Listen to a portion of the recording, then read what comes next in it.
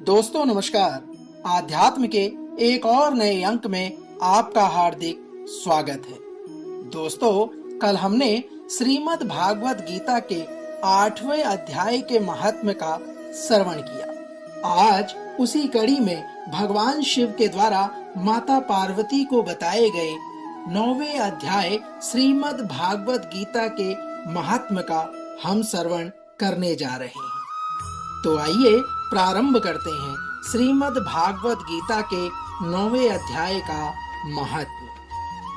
श्रीमद् भागवत गीता के 9वें अध्याय का महात्म्य प्रारंभ करते हुए भगवान शिव कहते हैं, हे पार्वती, अब मैं तुम्हें आदर पूर्वक श्रीमद् भागवत गीता के 9वें अध्याय के महात्म्य का वर्णन करने जा रहा हूँ। तुम इसे स्थिर होकर सुनो। नर्मदा के तट पर महिष्मती नाम की एक नगरी है। वहाँ माधव नाम के एक ब्राह्मण रहते थे, जो वेद वेदांग के तत्वज्ञ और समय समय पर आने वाले अतिथियों के प्रेमी थे। हे देवी, उन्होंने विद्या के द्वारा बहुत सा धन कमाकर एक महान यज्ञ का अनुष्ठान आरंभ किया। उस यज्ञ में बलि देने के लिए एक बकरा भी मंगाया गया। हे देवी, जब उसके शरीर की पूजा हो गई, तब सबको आश्चर्य में डालते हुए उस बकरे ने हंसकर उच्च स्वर में कहा, इनका फल तो नष्ट हो जाने वाला तथा ये जन्म, जरा और मृत्यु के भी कारण है। यह सब करने पर भी मेरी जो वर्तमान दशा है, इसे ही देख लो। बकरे के इस प्रकार के अत्यंत कौतूहलजनक वचन को सुनकर यज्ञ मंडप में रहने वाले सभी लोग बहुत ही विस्मित हो गए।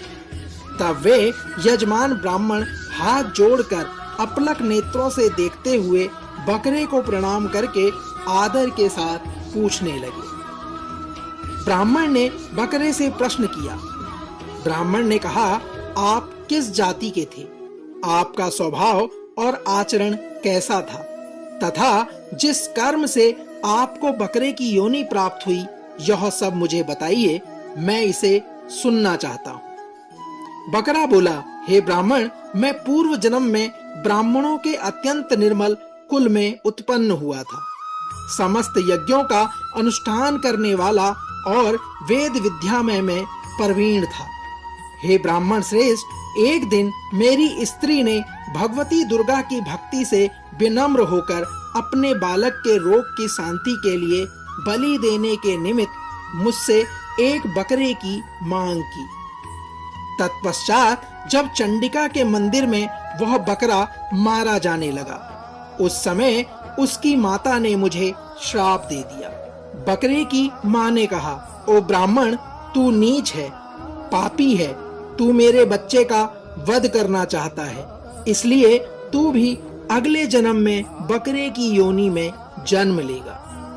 आगे बकरे ने कहना प्रारंभ किया, हे ब्राह्मण श्रेष्ठ, तब कालवश मृत्यु को प्राप्त होकर मैं बकरा बना। यद्यपि मैं पशु योनि में पड़ा हूँ, तो भी मुझे अपने पूर्व जन्मों का स्मरण बना हुआ है। हे ब्राह्मण, यदि आपको सुनने की उत्कंठा हो तो मैं एक और भी आश्चर्य की बात बताता हूँ। बकरे ने आगे कहा, हे ब्राह्मण, कुरुक्षेत्र नामक एक नगर है जो मोक्ष को प्रदान करने वाला है। वहाँ चंद्र शर्मा नामक एक सूर्यवंशी राजा राज्य करते थे। एक समय जब सूर्य ग्रहण लगा था, तब राजा ने बड़ी श्रद्धा के साथ काल पुरुष को दान करने की तैयारी करी। उन्होंने वेद वेदांगों के पारगामी एक विद्वान ब्राह्मण को बुलवाया और पुरोहितों के साथ वे तीर्थ के पावन जल से स्नान करने को चले और 2 वस्त्र को धारण कर लिया। फिर वे पवित्र और प्रसन्नचित होकर उन्होंने श्वेत चंदन धारण किया और बगल में खड़े हुए पुरोहित का हाथ पकड़कर मनुष्यों से घिरे हुए अपने स्थान पर लौट आए। अपने स्थान पर आने के बाद राजा ने यथोचित विधि से भक्ति पूर्वक ब्राह्मण को काल पुरुष का दान किया।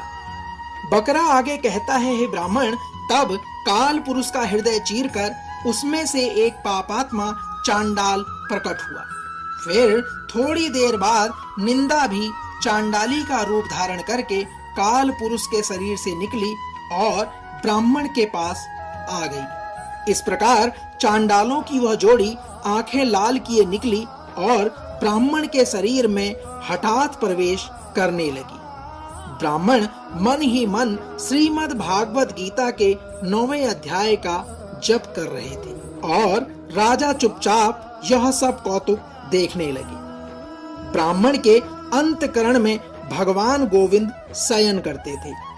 वे उन्हीं का ध्यान करते हुए दिखाई प्रतीत हो रहे थे। बकरे ने आगे कहा, हे ब्राह्मण, जब उस ब्राह्मण ने श्रीमद् भागवत गीता के 9वें अध्याय का जप करते हुए अपने भगवान का ध्यान किया, उस समय श्रीमद् भागवत गीता के अक्षरों से प्रकट हुए विष्णु दूतों द्वारा पीड़ित होकर वे दोनों चंडाल भाग गए।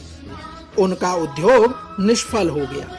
इस प्रकार इस घटना को प्रत्यक्ष देखकर राजा के नेत्र आश्चर्य से चकित हो उठे और उन्होंने ब्राह्मण से पूछा, विप्रवर, इस भयंकर आपत्ति को आपने कैसे पार किया? आप किस मंत्र का जप तथा किस देवता का स्मरण कर रहे थे?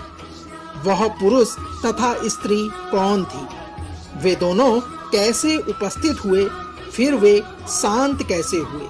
यह सब भी मुझे भलीभांति बताना प्रारंभ कीजिए। राजा के इस प्रकार के प्रश्न करने पर ब्राह्मण ने कहा, हे राजन, चांडाल का रूप धारण करके भयंकर पाप ही प्रकट हुआ था तथा वह स्त्री निंदा की साक्षात्कार मूर्ति थी। मैं इन दोनों को ऐसा ही समझता हूँ। उस समय मैं श्रीमद् भागवत गीता के 9वें अध्याय के मंत्रों की माला का जाप कर रहा था। ये उसी का महात्म्य है कि सारा संकट दूर हो गया है। हे महीपते, मैं नित्य ही श्रीमद् भागवत गीता के 9वें अध्याय का जप करता हूँ। उसी के प्रभाव से ग्रह जनित आपत्तियों के पार को मैं पा चुका हूँ। ब्राह्मण के इस प्रकार के वचन सुनकर राजा ने उस ब्राह्मण से श्रीमद् भागवत गीता के 9वें अध्याय का अभ्यास किया और फिर वे दोनों ही परम शांति अर्थात मोक्ष को प्राप्त हो गए। हे देवी, यह कथा सुनकर ब्राह्मण ने बकरे को बंधन से मुक्त कर दिया और श्रीमद् भागवत गीता के 9वें अध्याय के अभ्यास से परम गति को प्राप्त हो गया। दोस्तों, तो यह था श्रीमद् भागवत गीता के 9वें अध्याय का महत्व।